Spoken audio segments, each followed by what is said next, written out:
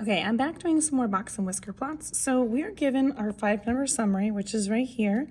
We have our median, which is our Q2 technically, our Q1, which is our lower median, our upper median Q3, and then our lower and upper extremes or our minimums and maximums. So when we're doing our box and whisker plot, we start off, I usually like to start off with the lower extreme, which is 8.5. Each of these lines is worth 1. I'm going to put a line right here indicating 8.5. My upper extreme is 24.5, so I'm going to put a line right here halfway between those two numbers. And then I'm going to put a line at 15, so right here, 1 at 12, and then 1 at 22. So this is how I draw my box and whiskers.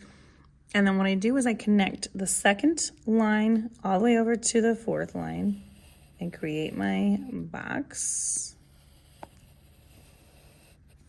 And then I connect the whiskers from the end of the box to that first line, and then from the end of the line to the second to last line. And as you can see, this is a pretty large box, which means your IQR is a little bit larger for our values. The bigger the box, the more variability that we're going to have here. These whiskers are not long, which means we don't have really an outlier in here. Not that this is any of the questions that are being asked of this, but that is just how we would look at this. So we're looking for the range, which is our lowest to our highest number. So the difference between them, subtract them, is 24.5 minus 8.5, which gives us an answer of 16. So that is our range. And then it asks us for 25% of the numbers which are smaller than what number. So 25% of the numbers are smaller, that's the smaller set, or Q1, are lower than 12. And then our last question here is saying if 20 scores were used to create the box and whisker plot, how many grades would you expect to see between 15 and 22? So 15 and 22.